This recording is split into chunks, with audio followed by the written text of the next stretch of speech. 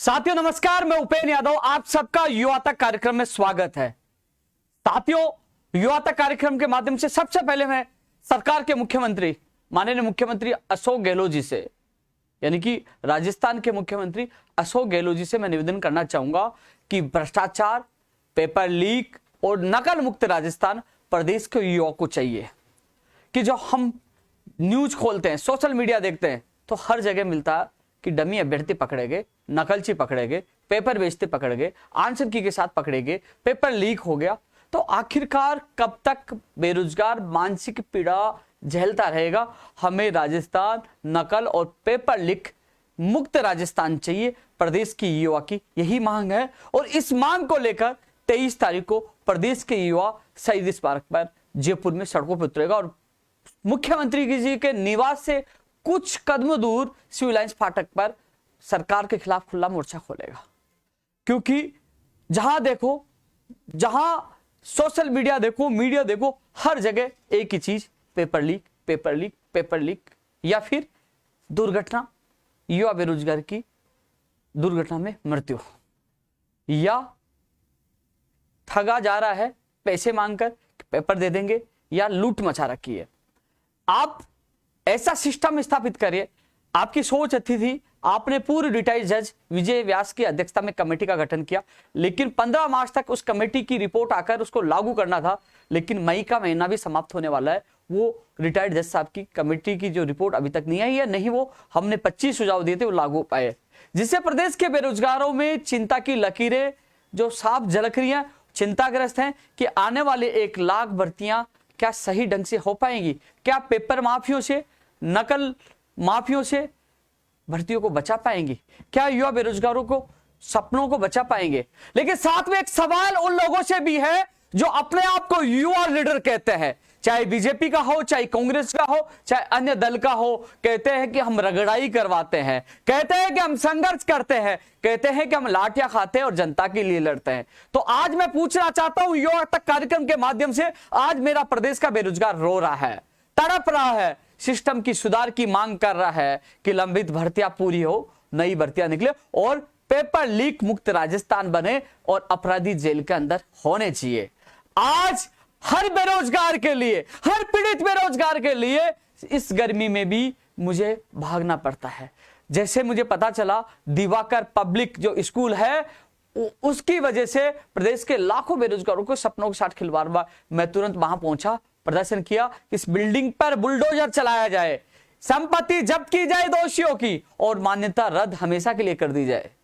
क्या वो जिम्मेदारी एमएलए, सांसद और वो नेता जो कहते हैं कि हम युवा हितैषी है, क्या उनकी जिम्मेदारी नहीं है सड़कों पे उतरे और युवाओं की आवाज उठाए और कहे कि हम आपके साथ, आप अकेले नहीं? उनका फर्ज है, कर्तव्य है, क्योंकि उनको जनता ने चुना है, जिम्मेदारी दी है। सोशल मीडिया पे डालने से कुछ नहीं होगा कि हम युवाओं के साथ है, हम युवा नेता है। युवा नेता हो तो युवाओं के लिए सड़क पर आना चाहिए, आवाज उठानी चाहिए। मेरा प्रदेश का बेरोजगार त्राही त्राही कर रहा है, आज रो रहा है, परेशान है, दुखी है। चिंतन मनन सभी राजनीतिक पार्टियों को एक दूसरे की टांग खींचने के बजाय हमें चिंतन मनन सबको बैठकर यह करना चाहिए कि हम इस पेपर लीक माफिया को कैसे खत्म कर पाए, कैसे युवा बेरोजगारों के भविष्य को बचा पाए। क्योंकि आपकी सरकार में पेपर लीक हुआ था, आपकी में हुआ था, आपने ये कर दिया, आप मिले। अरे भैया एक जगह बैठ जाइए, हाथ जोड़कर मेरा निवेदन है, राजनीति करने के बजाय आप लोग बैठिए। जिस प्रकार मैं कई बार देखता हूं कि सर्वदलीय मीटिंग बुलाई गई, सभी राजनीति लोगों को बुलाया गया और मुख्यमंत्री जी ने मीटिंग ली, तो आप सब लोग एक जगह हुई, बात करिए, सोचिए कि इन माफियों को कैसे खत्म किया जाए। और आप ऐसा नहीं कर पाए तो कहीं ना कहीं सवाल आपके ऊपर भी उठेंगे कि कहीं ना कहीं नकल माफिया, पेपर लीक माफिया को संरक्षण राजनेताओं के द्वारा दिया जा रहा है, इनके ऊपर इनका हाथ है। इसलिए ये लोग इस नकल माफियों को और पेपर लीक माफिया को खत्म नहीं करना चाहते, क्योंकि इनकी दुकान इनसे ही चल रही है, मोटी रकम इनको यही देते हैं। यह सवाल मैं नहीं, प्रदेश का प्रत्येक युवा आपके ऊपर दागेगा, आपके ऊपर उठाएगा। इसलिए मैं तमाम नेताओं से निवेदन करूंगा कि सोशल मीडिया से बाहर निकलकर धरातल पर आकर आवाज उठाए, क्योंकि अब सही समय आ गया है प्रदेश के बेरोजगारों का भविष्य बचाने के लिए। सवाल दूसरा और है, मैं थोड़े दिन पहले जब मैं विचलित हुआ, मैंने खबर पढ़ी कि ट्रेन के आगे 3 लोग कटकर मर गए। दूसरे दिन मैंने पढ़ा कि 3 लोग दुर्घटना में इस दुनिया में नहीं रहे। तो मैंने सोचा कि इन लोगों का, क्योंकि वो बेरोजगार थे, वो परिवार को संबल देना चाहते थे, परिवार की स्थिति की सुधारने के लिए वो तैयारी कर रहे थे कि मैं नौकरी लग जाऊंगा तो मेरा परिवार मजबूत हो जाएगा, मेरे माँ बाप के सपनों को मैं पूरा करूंगा या पूरी करूंगा। वो इस दुनिया से चला गया, लेकिन उस परिवार का क्या हो रहा होगा? क्या उस परिवार को कोई नेता या सरकार संबल दे पा रही है? इसलिए मैंने मांग की कि उनकी बीमा का प्रावधान होना चाहिए, दुर्घटना बीमा का प्रावधान होना चाहिए कि यदि घटना घटित हो जाती है तो उस परिवार को आर्थिक संबल मिल सके। इसलिए मैंने मांग की है। 23 तारीख को भी इस मजबूती से इस मांग को उठाऊंगा कि भविष्य में दुआ ये करूंगा किसी के भी साथ ऐसी घटना घटित नहीं हो। लेकिन घटना जो घटी है, क्योंकि घटना घटित होती है, किसी को पता नहीं कल मेरे साथ घटित हो जाए, लेकिन इसलिए सरकार को बीमा 1 रुपए 2 रुपए हमसे ले लीजिए। पहली बात तो युवा बेरोजगारों से परीक्षा शुल्क नहीं लेना चाहिए, फ्री में फॉर्म भराना चाहिए, क्योंकि जो विधायकों का पेंशन दे रहे हैं करोड़ वो रोक लीजिए और बेरोजगारों का ये जो परीक्षा शुल्क माफ कर देना चाहिए और कह देना चाहिए कि हम बीमा का प्रावधान भी रखेंगे, दुर्घटना घटित होती है तो हम उन परिवारों को आर्थिक संबल भी देंगे। ये सरकार को लागू कर देना चाहिए। इस युवा तक कार्यक्रम के माध्यम से मैं माननीय मुख्यमंत्री जी और सरकार से अपील कर रहा हूं। सवाल एक और है, हम आवाज उठा, मैं तमाम मुद्दों को लेकर, कई लोगों को कमेंट आ रहे हैं अलग अलग भर्तियों को लेकर कि उनकी भर्ती में क्या हो रहा है, मैं उस पर भी चर्चा करूंगा। लेकिन पहले युवा तक कार्यक्रम के माध्यम से सरकार तक बात पूछाऊं, क्योंकि अपील करूं उन तक बात पूछे कि आप जो मेरा युवा तक कार्यक्रम है, जो मेरा लाइव है, सरकार के वो कई लोग इसको देखते हैं और वहां रिपोर्ट करते हैं कि लाइव में उपेंद्र यादव ने ये सवाल उठाए, उपेंद्र यादव इस चीज को लेकर ये करने वाले, सारी रिपोर्ट लाइव की सरकार तक पहुंचती है। इसलिए मैं अपील कर रहा हूं बार बार कि बीमा के लिए, और जो परीक्षा केंद्र गृह जिले में जो देने की मांग करे, आप 500 किलोमीटर दूर तक महिलाओं को आप परीक्षा केंद्र दे रहे हो, क्या ऐसे पेपर लीक ये रुक जाएगा? सिस्टम को आप मजबूत करिए। परीक्षा केंद्र दूर देने से दुर्घटनाएं ज्यादा बढ़ रही है, न कि पेपर लीक रोक पा रहे हो आप। ऐसे में परीक्षा केंद्र, आप इसका एक रास्ता हो सकता है, इसका रास्ता हो सकता है, हालांकि कई शिक्षक मेरे से नाराज हो सकते हैं, लेकिन इसका रास्ता ये हो सकता है कि आप हर अभ्यर्थियों को गृह जिले में उनको परीक्षा केंद्र दीजिए, और जो शिक्षक है, जो परीक्षा लेने वाले हैं, जयपुर का है उसको जोधपुर भेज दीजिए, जोधपुर का जयपुर भेज दीजिए, उनकी ड्यूटी बदल दीजिए, जिससे वो वहां का लोकल होने का कोई फायदा नहीं उठा पाए, और उनको अतिरिक्त जो उनका खर्चा लगे या भत्ता जो भी है उनको सरकार दे, क्योंकि सरकार का बसों का किराया, कई चीजें बचेंगी। इसलिए सरकार परीक्षा केंद्र गृह जिले में दे, और जो परीक्षा लेने वाले हैं उन कर्मचारियों की ड्यूटी एक दूसरे जिले से बदली जाए, जिससे वो लोकल का कोई फायदा नहीं उठा पाए ये सरकार, और उनको आर्थिक सहयोग करे। जो जयपुर से जोधपुर जाएगा, जोधपुर से जयपुर आएगा, एक उदाहरण दे रहा हूं, ऐसा सरकार को करना चाहिए, ना कि 500 किलोमीटर किसी बेरोजगार को भेजे। आज जिन परिवारों ने जिन अपने लाडलों को खो दिया, उन पे क्या बीत रही होगी, सरकार को ऐसा करना चाहिए। एक सवाल यह है, राजस्थान पुलिस कांस्टेबल भर्ती परीक्षा, इस भर्ती परीक्षा में परीक्षा केंद्र जो दिया गया दिवाकर स्कूल, 8 चरणों में यह भर्ती परीक्षा आयोजित करवाई जा रही है, यानी कि 4 दिन में। तो क्या राज्य सरकार सरकारी स्कूलों में यह परीक्षा नहीं करा सकती थी? पुलिस मुख्यालय के अधिकारी चाहते तो सरकारी स्कूलें उपलब्ध थी, क्योंकि 4 दिन में 8 चरणों में यह भर्ती परीक्षा हुई है। सरकारी स्कूलें भी मिल सकती थी और सरकारी कर्मचारियों की ड्यूटी भी लगाई जा सकती थी। मुकेश शर्मा और जो सालू शर्मा, जो इसकी पत्नी जिनका नाम पेपर लीक में आया है, स्कूल के जो ये कर्मचारी है, तो शायद प्राइवेट लोग इतना बड़ा कांड नहीं कर पाते, युवा बेरोजगारों के सपनों के साथ खिलवाड़ नहीं कर पाते। तो ऐसे में सवाल यह है कि सरकारी स्कूलों को परीक्षा केंद्र क्यों नहीं बनाया गया, प्राइवेट स्कूलों को परीक्षा केंद्र क्यों दिया गया, और सरकारी कर्मचारियों को ड्यूटी लगाने के बजाय प्राइवेट कर्मचारियों की ड्यूटी क्यों लगाई? सवाल सरकार से भी है और सवाल पुलिस मुख्यालय के उस अधिकारियों से भी है जिन्होंने ये परीक्षा आयोजित कराने की जिम्मेदारी ली थी। पुलिस की परीक्षा में पुलिस ही फेल हो गई, पुलिस की परीक्षा में पुलिस फेल, क्योंकि जिस प्रकार आज सांसद साहब ने कहा कि पहले के पेपर भी लीक हुए हैं और पीडीएफ वायरल हुई है, उसकी भी जांच निष्पक्ष सीबीआई से दीजिए। आपसे नहीं हो सकती, आपने रीट में नहीं की, जेल में नहीं की, आपने एसआई में नहीं किया, आपने लाइब्रेरी नहीं किया। मुझे नहीं लगता कि आप इन गिरोह को खत्म कर पाएंगे, और गिरोह का पता सरकार एसओजी को भी पता है कि गिरोह कितने हैं, वो चाहे तो इनको जड़ से खत्म कर सकते हैं। लेकिन आप सीबीआई को दे दीजिए, दूध का दूध और पानी का पानी हो जाएगा, सबका पता लग जाएगा किसका राजनीतिक संरक्षण प्राप्त है, किसकी वो स्कूल है और किससे कौन मिला हुआ, सब सामने आ जाएगा।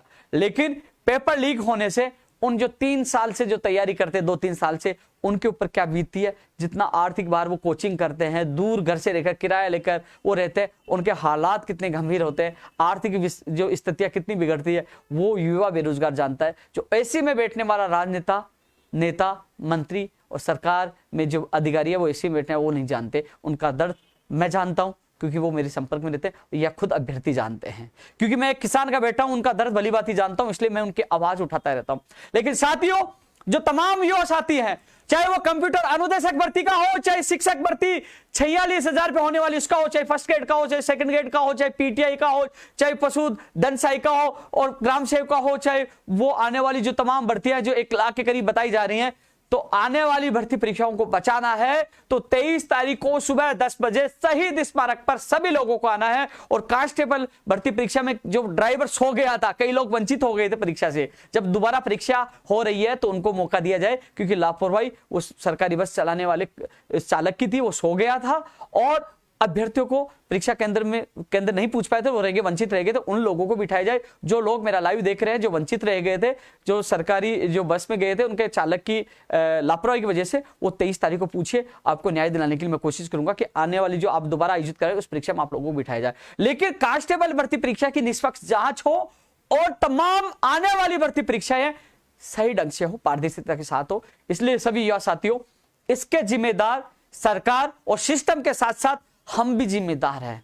हम भी जिम्मेदार हैं। हम इसलिए जिम्मेदार हैं कि अन्याय के खिलाफ हम बोलते नहीं हैं, हम सड़कों पे नहीं उतरते। मैं चिल्ला चिल्ला के बोलता हूं और फिर मैं जाता हूं, जब शाम को जब लगता है कि लोग जा रहे, रुक नहीं रहे, आ नहीं रहे, फिर मैं भी आ जाता हूं। फिर सवाल उठाएंगे, कुपेन यादव ने आंदोलन किया था, क्या हुआ? अरे जब आंदोलन में आप लोगों का सहयोग नहीं मिल पाता है तो अकेला उपेन यादव क्या करेगा? अरे सारे राजनेता, सांसद, एमएलए, मंत्री सब चुप है, लेकिन जब जब अन्याय युवा के साथ होता है तो आपके साथ मैं खड़ा मिलता हूं, हर जगह भागता हूं, आवाज उठाता हूं, मीडिया, सोशल मीडिया, हर जगह आवाज उठाता हूं, सीधी टक्कर आप लोगों के लिए लेता हूं, आपके सपनों के लिए, आपके माँ बाप के उन आंसुओं के लिए, कि आज वो रोते हैं कि पेपर लीक और रद्द होने से, जैसे रीट लेवल 2 के जो बहाली के लिए रो रहे हैं, वो जो आंसू, खून के आंसू रो रहे हैं, उनके हालात में देखता हूं सोशल मीडिया पे, तो दिल और मन विचलित हो उठता है उनको देखकर। तो ऐसी स्थिति आने वाली भर्ती परीक्षा में नहीं हो, तो तमाम युवाओं से मैं निवेदन करूंगा, केवल एक दिन के लिए आप हजारों की संख्या में पूछ जाओगे तो सरकार को मजबूर होना पड़ जाएगा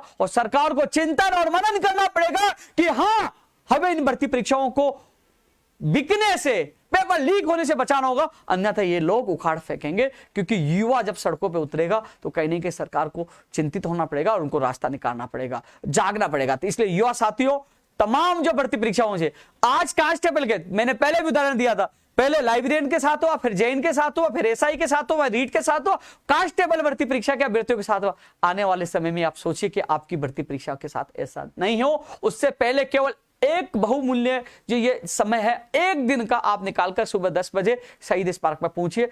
वहां परमिशन की व्यवस्था हो चुकी है, टेंट लग जाएगा, सारी व्यवस्था हो चुकी है, आपको केवल आना है। वहां से हम रैली निकालेंगे, सिविल लाइंस फाटक आएंगे, जिससे कुछ कदम दूर मुख्यमंत्री जी का निवास होगा, मीडिया हमारे साथ होगी और सब युवा जब सड़कों पर उतरेंगे तो कहीं ना कहीं सरकार को मजबूर होना पड़ेगा सिस्टम को सुधार करने के लिए। तो तमाम युवा साथी, किसी भी भर्ती परीक्षा का युवा हो, उनसे मेरा निवेदन है कि वो 23 मई को सुबह 10 बजे, क्योंकि 23 मई का जो आंदोलन था बेरोजगारों की विभिन्न मांगों को लेकर, जिसमें लंबित भर्तियां है, नई भर्तियां और प्रमुख जो मांग उनको लेकर था, लेकिन साथ साथ में ये मांग भी हम मजबूती से इसलिए रखेंगे क्योंकि आने वाली 1 लाख भर्तियां बचानी है। वो आप ही लोगों का भविष्य है जिसके साथ खिलवाड़ हो सकता है, तो इसलिए आप सभी को अधिक से अधिक संख्या में पहुंचना है। साथियों, इसके अलावा जो मुद्दे तमाम है, जो कांस्टेबल भर्ती परीक्षा की जांच के लिए लगातार लोक संपर्क में जांच होनी चाहिए और भर्ती परीक्षाओं का भविष्य बचे, इसलिए हम लोग कदम उठा रहे हैं। तो 23 मई सुबह 10 बजे आप लोगों को याद रखना है। इसलिए साथियों, मैं और युवा तक कार्यक्रम में एक चीज और बता दूं, तमाम लोग युवा तक कार्यक्रम मेरा यूट्यूब चैनल पे देख रहे हैं, मैं आज शायद फेसबुक पे भी लाया हूं। तो जब भी, क्योंकि मैं जैसे मान लीजिए आप लोगों के लिए निकल गया, कई अधिकारी से मिल रहा हूं, कहीं जा रहा हूं, तो कई बार मैं लेट हो जाता हूं, तो मैं कई बार कार्यक्रम जो सोमवार, जो बुधवार और शुक्रवार को 3 दिन का समय, कई बार मैं जैसे मैं नहीं आ पाया था, जैसे परसों नहीं आ पाया था, फिर कल नहीं आ पाया था, तो जब भी मैं लाइव आऊंगा युवा तक कार्यक्रम के तहत तो मैं सोशल मीडिया पे डाल दूंगा कि आज लाइव आऊंगा, और जब नहीं आ पाऊं तो आपको इंतजार करने की आवश्यकता नहीं है। जब भी मैं आऊंगा तो मैं सोशल मीडिया पे डाल दूंगा कि मैं आज युवा तक कार्यक्रम के तहत लाइव रहूंगा। तो आप लोग सीधा YouTube channel Upen Yadav search करोगे तो आप सीधा उपेन यादव से जुड़ सकते हो। ट्विटर पे सर्च करोगे सीधा, क्योंकि ट्विटर पे सबसे पहले सटीक जानकारी मैं सबसे पहले रोज अलग अलग ट्वीट करके मैं जानकारी देता हूं और सरकार तक बात भी पहुंचाता रहता हूं। तो युवा साथी ज्यादा आप ट्विटर पर सीधा यूट्यूब पे उपेन यादव सर्च करोगे तो वहां आप मेरे से वहां जुड़िए। इसके अलावा युवा तक कार्यक्रम लगातार आता रहेगा, लगातार आप युवा तक कार्यक्रम के माध्यम से सरकार तक आवाज पहुंचाता रहूंगा और आपकी जो कई मांगे हैं जिनको लेकर मैं आप लोगों के बीच में आता रहूंगा। अब मैं चर्चा कर रहा हूं मोटर वाहन उपनिरीक्षक भर्ती के लिए जो अभ्यर्थी कह रहे हैं कि हमारे दस्तावेज सत्यापन कब होंगे, तो मेरी बात हुई अधिकारियों से, उन्होंने कहा इस महीने के अंतिम तक या फिर जून के प्रथम सप्ताह तक हम दस्तावेज सत्यापन करवा देंगे, ये उन्होंने मुझे कहा है। जो अधिकारियों से मेरी बात हुई तो उन्होंने मुझे कहा इस महीने के अंतिम या जून के फर्स्ट वीक के लिए उन्होंने मुझे कहा है दस्तावेज सत्यापन की प्रक्रिया, क्योंकि भर्ती प्रक्रिया पे तो स्टे बताया जा रहा है, रोक बताया जा रहा है, लेकिन दस्तावेज सत्यापन के लिए लोगों के फोन आ रहे हैं। फायरमैन के लिए भी कविता चौधरी जी से कल मिलने गए थे लेकिन मुलाकात नहीं हो पाई। कल मुलाकात करने की कोशिश करूंगा जिससे आप लोगों की भी आगे की प्रक्रिया शुरू हो सके। जूनियर असिस्टेंट भर्ती परीक्षा के लिए लोगों के जो टाइपिंग टेस्ट के लिए 1.5 महीना हो चुका, परिणाम आए। साथियों 2 दिन पहले मेरी चेयरमैन हरिप्रसाद शर्मा जी से बात हुई, मैंने बात की कि साहब जूनियर असिस्टेंट के लिए आपको टाइपिंग टेस्ट आपको करवाना है, वहां विद्युत विभाग ने आपको भेज दिया। तो उन्होंने कहा मेरे पास तो 2-3 दिन हुए हैं, मेरे पास तो 2-3 दिन पहले ही उनका लेटर आया है, मैं अभी जैन भर्ती परीक्षा में बिजी हूं, उसके बाद हम जल्द से जल्द टाइपिंग टेस्ट की तिथि जारी कर देंगे। तो साथियों लापरवाही विद्युत विभाग की है। चेयरमैन साहब से मेरी बात हुई, बोले 2 दिन पहले मेरी बात हुई थी, तो उन्होंने कहा 2-3 दिन पहले ही हमारे पास लेटर पूछा है, तो थोड़ा सा तो समय चाहिए कि हम बातचीत करके तिथि जारी करें।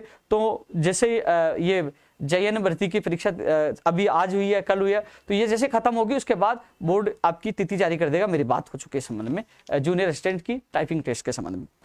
अब पटवारी भर्ती के जो अभ्यर्थी हैं, आज 7 बजे ही मैंने चेयरमैन साहब से बात की है।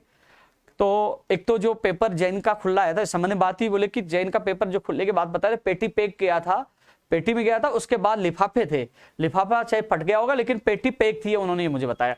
लेकिन इसके अलावा जो पटवारी के जो अभ्यर्थी है, पटवारी के एक अभ्यर्थी का फोन आया जो 4th शिफ्ट का है, वो कह रहा है कि परिणाम अब तो जल्दी जारी हो जाना चाहिए। मैंने कहा आप तो पहले मना कर रहे थे, बोले इसलिए क्योंकि हमारे पास भी डेटा आ जाएगा जिससे न्यायालय में हम बात रख सके, क्योंकि न्यायालय में अधीनस्थ बोर्ड डेटा प्रस्तुत नहीं कर रहा, तो परिणाम आ जाएगा तो डेटा हमें वैसे मिल जाएगा, बोर्ड करे ना करे, जिससे हम हमारी बात न्यायालय में रख सके। चेयरमैन साहब से मेरी 7 बजे बात हुई थी, तो उन्होंने कहा इस महीने में हम पूरी कोशिश कर रहे हैं, यदि किसी कारणवश इस महीने में नहीं आ सकता है तो जून का फर्स्ट सप्ताह उन्होंने बताया है, यानी कि 2-4 दिन ऊपर हो सकते हैं। लेकिन उन्होंने कहा कोशिश ये है, मैं आपको पुनः एक बार रिपीट कर रहा हूं, इस महीने में निकालने के लिए कहा कि हम पूरी कोशिश कर रहे हैं इस महीने में, और यदि किसी कारणवश समय लग जाता है तो 2-4 दिन ऊपर हो सकते हैं, यानी कि जून के प्रथम सप्ताह उन्होंने अंतिम बताया है। और जब भी जारी होगा उससे 1-2 दिन पहले मैं आपको ट्वीट करके बता दूंगा। लेकिन उन्होंने यही बात कही है जो मैंने पहले भी कहा था, इस महीने के लिए उन्होंने मुझे बताया था। आज भी मैंने कहा साहब आपने इस महीने के लिए कहा था, अभ्यर्थी परेशान हो रहे, तो उन्होंने ये कहा है कि कोशिश यही है इसी महीने में हो जाए। लेकिन किसी कारणवश मान लीजिए कोई भी कारण हो सकता है बीच में, कि बोर्ड में क्या है कि स्टाफ कम है, भर्तियां अनेक है, जैसे टाइपिंग टेस्ट वाला भी आ गया, बीच में और भी भर्तियां हैं, तो उसमें कई बार स्टाफ दूसरी जगह बिजी हो जाता है, तो कहीं ना कहीं समय लग जाता है। लेकिन उन्होंने ये कहा है कि इस महीने की पूरी कोशिश है, यदि समय लग गया किसी कारणवश तो जून का फर्स्ट वीक, जो मुझे आज चेयरमैन साहब से मेरी 7 बजे बात हुई, जो मैं आप लोगों को बता रहा हूं। अब मैं साथियों पंचायती राज एलडीसी भर्ती 2013 के अभ्यर्थी लगातार इंतजार कर रहे थे, उनके काफी मैसेज आ रहे थे युवा तक कार्यक्रम के तहत आप लाइव नहीं आ रहे। साथियों 9 साल से आप सुन रहे हो आपके कैलेंडर को लेकर, इस वीक, इस महीने, इस महीने, इस वीक मैं जानबूझकर इन दिनों कुछ भी नहीं डाल रहा था। मैं चाहता हूं कि आपको वो खुशखबरी दूं जिस खुशखबरी का इंतजार आपके कान है ना कई सालों से तरस रहे कि हमें वो खुशखबरी मिले।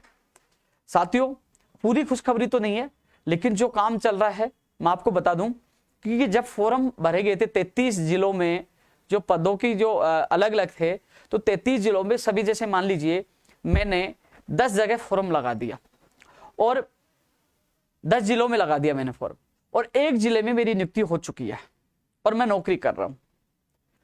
अब 9 जगह भी मेरा नाम जाएगा, कई जगह मेरा सिलेक्शन होगा, लेकिन मैं तो नौकरी कर रहा हूं, वो सीटें खराब होगी। इसके लिए आपने पता है उन्होंने सॉफ्टवेयर बनाया था, उन्होंने शॉर्ट लिस्ट तैयार की थी, उन लोगों को बाहर किया गया था जो नौकरी लग रहे। सारा जो डेटा था वो उन्होंने कलेक्ट कर लिया था, जो एक सॉफ्टवेयर बनाया था जिसके तहत सारी चीजें।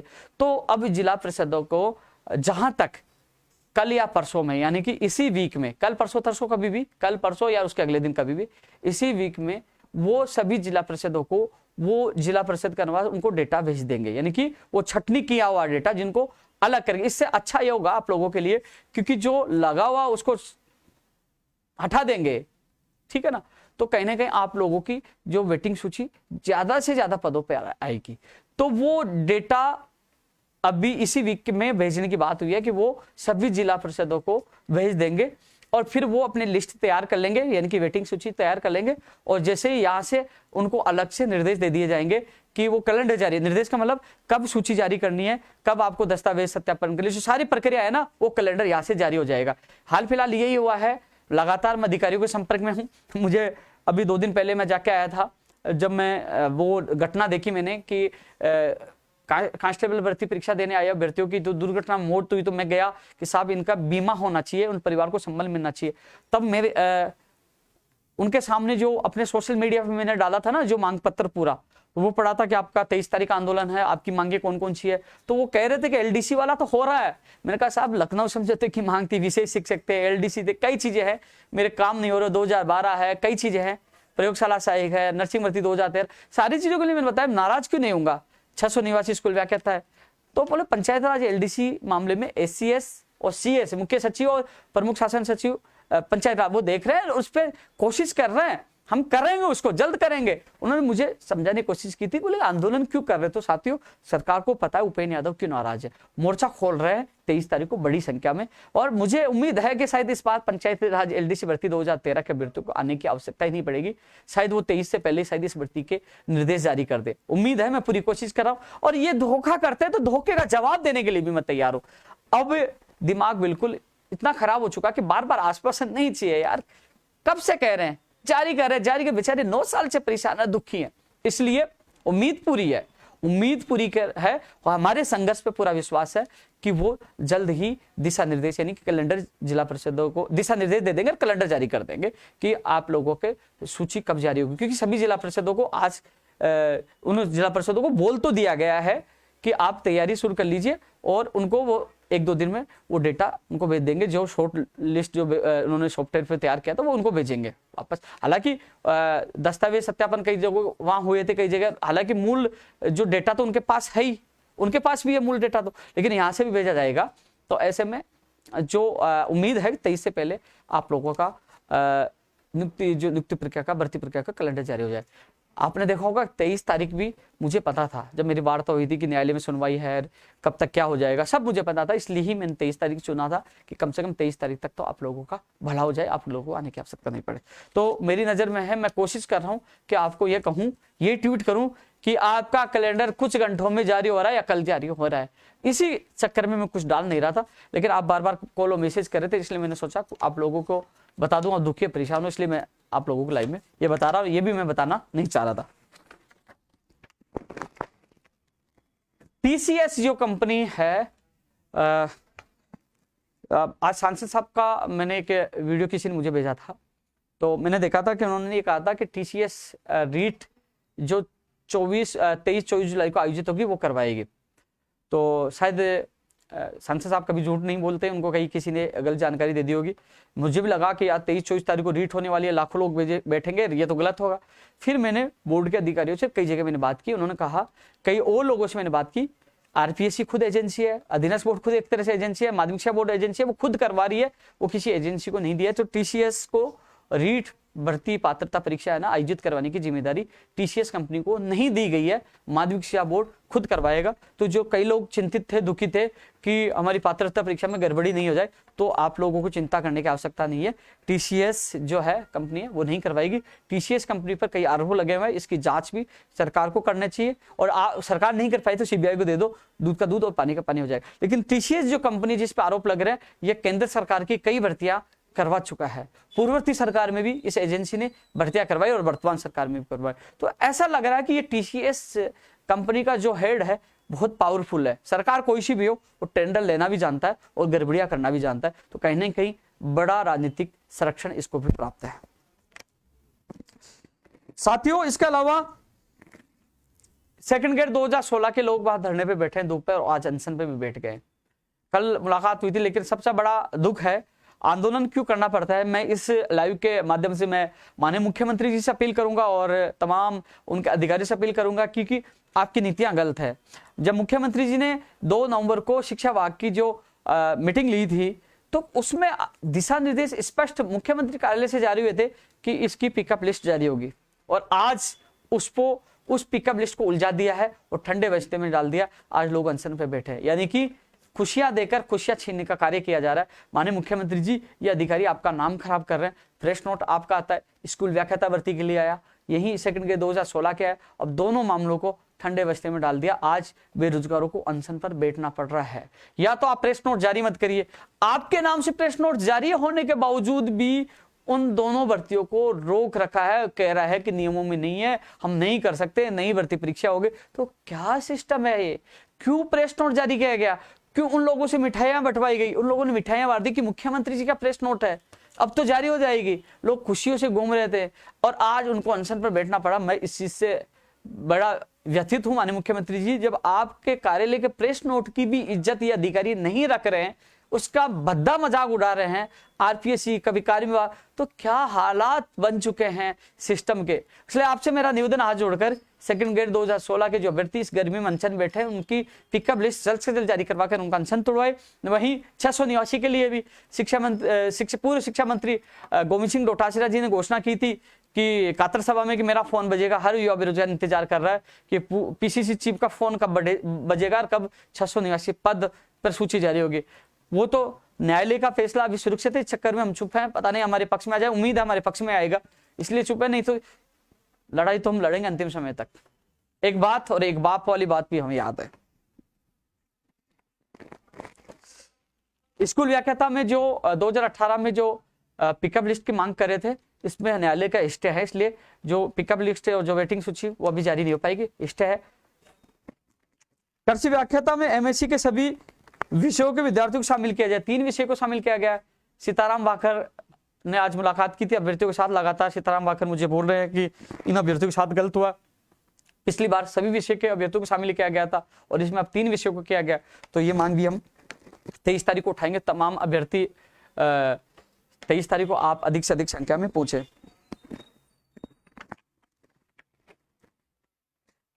साथियों, इसके अलावा जो आरएस भर्ती 2022 का जो इंतजार कर रहे हैं, मैं आपको बता दूं, जून जुलाई तक आरएस भर्ती की विज्ञप्ति जारी होने की संभावना है। पदों की संख्या 600-700 के बीच में ही बताई जा रही है, और अभी जो बताया जा रहा है कि आरएस के 55 के करीब पद बताए जा रहे हैं, ऊपर नीचे भी हो सकते हैं। लेकिन आरएस भर्ती की विज्ञप्ति कब जारी होगी? लोग पूछ रहे हैं कि आरएस भर्ती की विज्ञप्ति कब आएगी, कितने पद होंगे। तो जहां तक उन्होंने विभागों से सूचनाएं जुटाई है, अभी जो वर्तमान में जो पदों की जो गणना, जो वर्तमान स्थिति है, बताया जा रहा है कि 600-700 के करीब ही इस बार भर्ती की विज्ञप्ति जारी होने की संभावना है। अब जब विज्ञप्ति जारी होगी, पदों की स्थिति आपको स्पष्ट हो जाएगी, कितने पद होंगे। जो अनुमानित मैं पद बता रहा हूँ 600-700 के करीब ही बताए जा रहे हैं, और आरएस के करीब 55 पद बताए जा रहे हैं। ऊपर नीचे भी हो जाएंगे क्योंकि अभी हो सकते हैं, लेकिन मैं अनुमानित आंकड़े आप लोगों को बता रहा हूं। लेकिन अब इसकी विज्ञप्ति कब जारी होगी, तो मैं आपको बता दूं, इसकी विज्ञप्ति जून या जुलाई तक विज्ञप्ति जारी होने की संभावना है, क्योंकि लगातार मॉनिटरिंग भर्तियों को लेकर चल रहा है। मुख्य सचिव लगातार मीटिंग कर रहे हैं। इसके अलावा मुख्यमंत्री जी ने भी ब्रीफिंग उनसे जो उनसे मीटिंग में पूछा है, और आने वाले दिनों में मुख्यमंत्री जी भी मीटिंग ले सकते हैं। साथियों, एक चीज और मैं कह रहा था आप लोगों को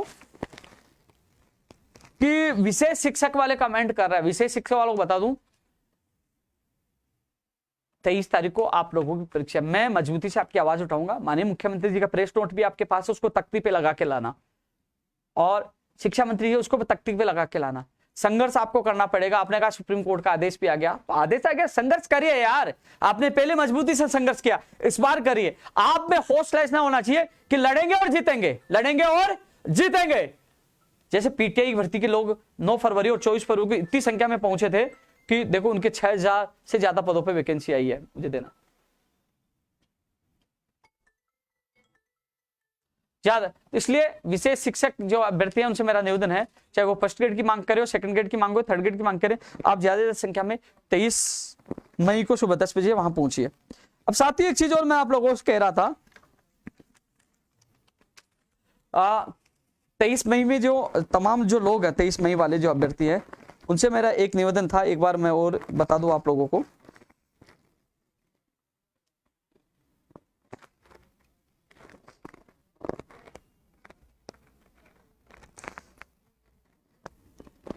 पंचायत राज एलडीसी भर्ती, जो तमाम अभ्यर्थी इस लाइव को देख रहे हैं, भ्रष्टाचार, पेपर लीक और नकल मुक्त राजस्थान की लड़ाई तो लड़ेंगे ही हम, इसके अलावा जो विभिन्न मांगे हैं जिसके लिए हम मैदान में उतरने वाले हैं, जो तमाम अभ्यर्थी हैं, मैं जलदारी भर्ती को भूल गया था, वो भर्ती भी शामिल होगी। मैं बता दूं, पंचायत राज एलडीसी भर्ती, प्रयोगशाला सहायक भर्ती 2018, शिक्षक भर्ती 2012, पशु चिकित्सक भर्ती, डब्ल्यूओ, खाद्य सुरक्षा भर्ती ये जो लंबित है, वरिष्ठ अध्यापक भर्ती 2016, विशेष शिक्षक है, पंचायती राज जैन भर्ती के जो अभ्यर्थी है, 20 तारीख को आप फ्री हो जाओगे तो आप भी मैदान में आ जाइए। इसके अलावा नई एलडीसी भर्ती की विज्ञप्ति, आरएस, एसआई, पीटीआई, कनिष्ठ अनुदेशक, junior accountant, radiographer, lab technician, radiographer lab technician भर्ती के जो तमाम अभ्यर्थी हैं, अजीत और उनके साथी मुझे मिलते रहते हैं, तो आपको चिंता करने की आवश्यकता नहीं है। आप अपनी ताकत के साथ पूछिए, मैं विश्वास दिलाता हूं जल्द से जल्द आपकी वैकेंसी निकलेगा। आप भी मैं सोचिए कि मांग पत्र लंबा हो गया था, काम नहीं होगा। अरे हमने 21 मांगे रखी थी, इसमें देखिए 90% की मांग होने वाली है, हम लड़ रहे हैं। और उन्होंने हमसे वादा किया था इसी महीने में विज्ञप्ति जारी करने का, तो लड़ेंगे और जीतेंगे, घबराने की आवश्यकता नहीं है, आपकी भर्ती निकलवाएंगे, लड़के निकलवाएंगे, तो चिंता करने की आवश्यकता नहीं है। जो तमाम युवा उनके साथी, हताश होने की आवश्यकता नहीं है, किसी कॉपी पेस्ट और किसी से डरने की जरूरत नहीं है, आप मैदान में आइए, लड़ेंगे और जीतेंगे, ठीक है ना। आपके साथ आपका भाई है, तो मजबूती से हम लड़ाई लड़ेंगे और आपकी विज्ञप्ति आपके पास आएगी, जल्द आएगी, जारी होगी और आप अपने सपने साकार कर पाएंगे। लेकिन फर्जीवाड़ा को भी रोकना होगा, बड़ी चुनौती है चिकित्सा विभाग में फर्जीवाड़ा, उसको रोकने के लिए भी हम ठोस कदम उठाएंगे। कृषि प्रेक्षक, stenographer, sanitary inspector, pharmacist, CHO, OT technician, नेत्र सहायक, दंत चिकित्सक, कृषि अभियंता, पुस्तकालय अध्यक्ष, चतुर्थ श्रेणी कर्मचारी, यानी कि जो चतुर्थ श्रेणी कर्मचारी हर विभाग में रिक्त पद है, कॉलेज शिक्षण, पीटीआई, लाइब्रेरी, नगर निकाय में जलदायी विभाग में भर्तियों की मांग करें, इन भर्तियों की विज्ञप्तियां जल्द से जल्द जारी हो। संस्कृत विभाग में रीट लेवल 1 में पदों की संख्या बढ़ाई जाए, लगातार कमेंट मुझे मिलते हैं, तो वो सुन लीजिए। 23 तारीख को भी आपकी परीक्षा है, ताकत आपको भी लगानी है जिससे आपकी मांग जल्द से जल्द पूरी हो सके। तृतीय श्रेणी शिक्षक भर्ती का जो सिलेबस है, एसीएस शिक्षा विभाग से मैं मिल के आऊं और निदेशक साहब से मेरी बात हो चुकी है। कठिनाई स्तर 2012 और 13 शिक्षक की भर्ती के अनुसार ही होगा, इस पर सहमति बन चुकी है, बोले हमने ये काम कर दिया है। अब वो बोर्ड की सहायता से विस्तृत सिलेबस का काम चल रहा है, तो आपको पता है जनवरी तक आपकी एग्जाम होगी, समय आपके पास है, 5-10 दिन और भी ले ले, कम से कम अपनी मांग को मान रहे हैं। कंप्यूटर अनुदेशक भर्ती के बेरोजगार आज भी रो रहे हैं कि उनका विस्तृत सिलेबस नहीं आया, भाग दौड़ करके आपका विस्तृत सिलेबस भी आ रहा है, कठिनाई स्तर भी कम हो चुका। आपके लिए अच्छी खबर है, कठिनाई स्तर 2012-13 भर्ती के अनुसार ही होगा, लेवल फर्स्ट और सेकंड दोनों का। और जो सिलेबस है उसके लिए मेरे निदेशक जी कल ही बात हुई थी, वो कह रहे हैं कि हम बोर्ड की सहायता से उसका कार्य चल रहा है और काम चल रहा है और जल्द करके हम इसका सिलेबस जारी करने की कोशिश करें। तो जल्द का मतलब मेरे को लगता है ये महीना तो लग जाएगा, यानी कि इस महीने में कभी भी, लेकिन मेरा मानना यही है, आप पात्रता एग्जाम भी दे रहे हो जुलाई में, इसके अलावा अगले साल जनवरी में ये प्रस्तावित एग्जाम, तो समय खूब है, 10-15 दिन भी लग जाए तो घबराने की आवश्यकता नहीं है। जब तक आप जीके पढ़ रही है, करंट पढ़ रही है, ये सिलेबस जारी हो रहा है, विस्तृत हो रहा है, कठिनाई स्तर कम हो रहा है, ये आपके संघर्ष की जीत है। फर्जी डिग्री, डिप्लोमा, खैन प्रमाण पत्र, दिव्यांग सर्टिफिकेट के लिए सरकार सख्त कानून बनाए, युवा बेरोजगार आयोग बनाए, बेरोजगारी भत्ते में इंटर्नशिप, मैं एक बार वो बता दूं, बेरोजगारी भत्ते में जो 4 घंटे की बंधुआ मजदूरी जो कर रहे हैं, इंटर्नशिप जो, उसको रद्द करने के लिए लगातार हमारा संघर्ष जारी है। और युवाओं को विश्वास दिलाना चाहूंगा, इसको खत्म करवाकर हम रहेंगे, इसको हटवाकर, इसको रद्द करवाकर, इंटर्नशिप को रद्द करवाकर ही हम दम लेंगे, क्योंकि ये बंधुआ मजदूरी हमें मंजूर नहीं है। युवा बेरोजगार 4 घंटे नौकरी करेगा या तैयारी करेगा, पूर्व की बात ही आपको बेरोजगारी भत्ता बिना शर्त देनी होगी, कि कांग्रेस की कथनी और करनी में अंतर नहीं होना चाहिए, उन्होंने वादा किया था, इसके लिए लड़ाई लड़ रहे हैं। 23 तारीख को जो तमाम युवा फोन पे मैसेज पे बहुत कहते हैं, यार कम से कम एक दिन तो आ जाइए अपने लिए, आ जाइए अपने लिए, लड़ रहा हूं ना मैं आप लोगों के लिए, विश्वास दिला रहा हूं, आना चाहिए अपने लिए, हर युवा को आना चाहिए, जिन भर्तियों के मैं नाम ले रहा हूं आना चाहिए, लड़ाई में साथ देना चाहिए, हम सब मिलकर लड़ेंगे तो इस लड़ाई में जीत भी होगी। सरकारी या प्राइवेट भर्तियों में प्रदेश के बेरोजगार को प्राथमिकता दी जाए। ये लगातार कई सालों से लड़ रहे हैं, लेकिन नाकामयाबी इसलिए मिल रही है कि हम सब लोग एकजुट नहीं हो पाए, आवाज बुलंद नहीं कर पाए। मैं जगाने की कोशिश करता हूं और आप सो जाते हो। कृपया एक दिन जाग जाइए। आप लोगों को प्राथमिकता मिलेगी तो नौकरी आपको ही मिलेगी, मुझे नहीं। अपने लिए जागिए। जल्द से जल्द मंत्री सुभाष गर्ग से इस्तीफा लिया जाए, यह मांग भी प्रमुख इसमें रखी गई है। नर्सिंग भर्ती 2013 के अभ्यर्थियों के पक्ष में न्यायालय में नोटिस का जवाब देने की मांग भी हमने की है। सभी भर्ती परीक्षाएं लिखित परीक्षा के माध्यम से यह मांग भी हम करें, कोई भी मेरिट बेस पे नहीं हो, जैसे फर्जीवाड़ा नहीं हो। जो ओबीसी एमबीसी प्रमाण पत्र की जो आवेदन की अंतिम तिथि तक है या कोई शैक्षणिक योग्यता की अंतिम तिथि तक, मान इसको दस्तावेज सत्यापन तक करिए। ये मांग भी प्रमुख तौर से उठा रहे हैं। जो तमाम अभ्यर्थी हैं वो चाहते हैं कि दस्तावेज सत्यापन तक शैक्षणिक योग्यता या ओबीसी एमबीसी की प्रमाण पत्र की योग्यता होनी चाहिए। तो वो आइए दस्तावेज सत्यापन तक की मांग कर रहे हैं। आवेदन की अंतिम तिथि की अनिवार्यता हटाने की मांग करें। आप लोग पूछे तमाम लोग 23 तारीख। जो Mahatma Gandhi English medium school में 10,000 पदों पर शिक्षक भर्ती निकालने की घोषणा की गई थी, उसकी विज्ञप्ति भी जल्द से जल्द जारी की जाए। यह मांग भी मजबूती से हम रखेंगे। तमाम साथी जो इसकी तैयारी कर रहे हैं, कृपया घर से निकलिए, गर्मी से ना डरिए, क्योंकि पेट की भूख गर्मी से ज्यादा भारी पड़ेगी आने वाले समय में, क्योंकि बेरोजगारी का मातम छाएगा तो हालात गंभीर बन जाएंगे। इसलिए समय पर जागे, अपनी आवाज बुलंद करिए। दुर्घटना बीमा की मांग कर रहे हैं, परीक्षा केंद्र की मांग कर रहे हैं, स्कूल व्याख्याता में 600 निवासी पद जोड़ने की मांग कर रहे हैं। पिकअप लिस्ट अभी स्टे नहीं आएगी, 600 निवासी पद जोड़कर अपना वादा सरकार पूरी करे। टेक्निकल हेल्पर में 6000 पद करने की जो मांग कर रहे हैं अभ्यर्थी, जिनके एग्जाम 20, 21, 22 को जाए, वो तो आइए कम से कम। हाईकोर्ट ग्रुप डी की परीक्षा तिथि जल्द से जल्द जारी की जाए। ये मांग लोगों की लगातार आ रही थी, ये मांग भी हम रख रहे हैं। रीट में कह रहे नाम संबंधित नाम के लिए मना कर दिया। मैंने माध्यमिक शिक्षा बोर्ड में बात की थी, जिन्होंने नाम जो गलत लिख दिया उसके संशोधन के लिए मना कर दिया। आप खुद जाकर एक बार अधिकारियों से निवेदन करिए, कहीं आपका काम बैठ जाए।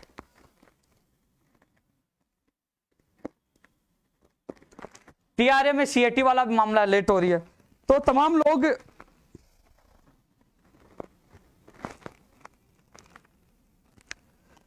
ये मेरे पास अजीत का मैसेज। अजीत भाई, रेडियो का पर लैब टेक्नीशियन के अभ्यर्थी ज्यादा संख्या में पहुंचेंगे, घबराए मत। उनको भर्ती चाहिए, आपसे ज्यादा चिंतित है, और उनको न्याय भी मिलेगा।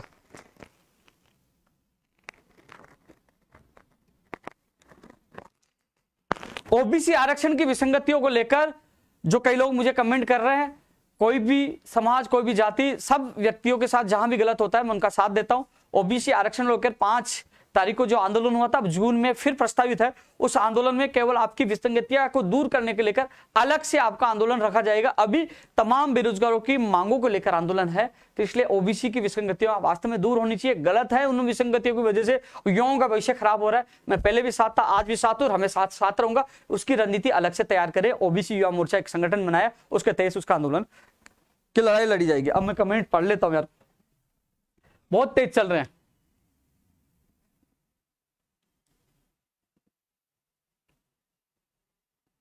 किसी का बेरोजगारी भत्ता बंद हो गया, वास्तव में गलत है। बेरोजगारी भत्ता बीच में बंद नहीं करना चाहिए था। उनको बेरोजगारी भत्ता उनका वापस शुरू होना चाहिए।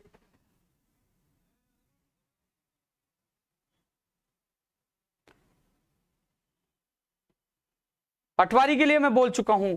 इसमें शायद मैं YouTube पे कमेंट नहीं पढ़ पाऊंगा, बहुत तेजी से ये कमेंट चल रहे हैं।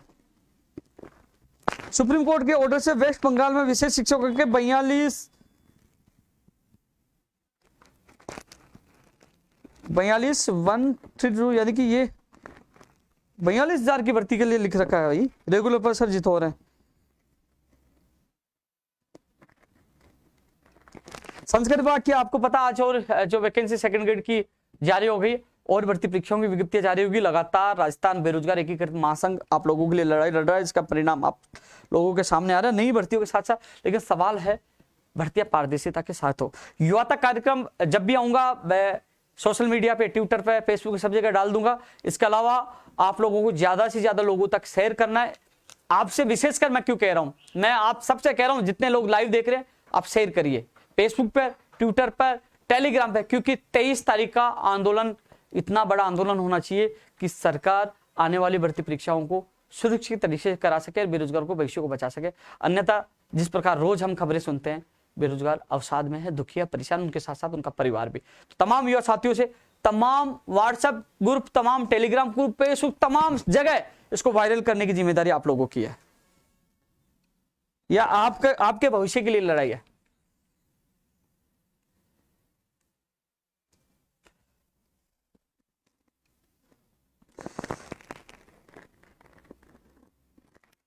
वैसे मैं अधिकतर मुद्दों पे बोल चुका हूं, और युवा तक कार्यक्रम सप्ताह में पहले 3 बार का था, लेकिन कई बार मैं बिजी हो जाता हूं तो 3 बार नहीं आ पाता हूं, लेकिन जब भी मौका मिलेगा मैं आऊंगा तो ट्वीट करके आपको बता दूंगा। अधिकतर मुद्दों पर मैं चर्चा कर चुका हूं, बोल चुका हूं।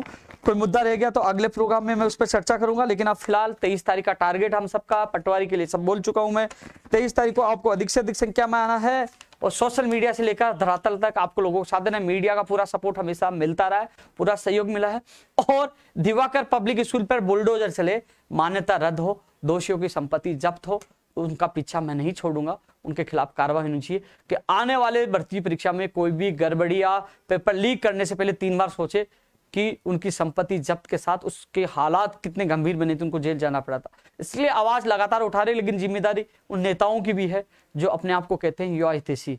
तो युवा हितैषियों को सबको सड़कों पर उतरना चाहिए, युवा बेरोजगारों का भविष्य बचाना चाहिए। साथियों, आपसे फिर एक और युवा तक कार्यक्रम में मैं मुलाकात करूंगा, रूबरू रहूंगा उन तमाम चीजों को लेकर। लेकिन फिलहाल आप लोगों से मेरा निवेदन है, 23 मई सुबह 10 बजे शहीद स्मारक आप लोगों को आना है।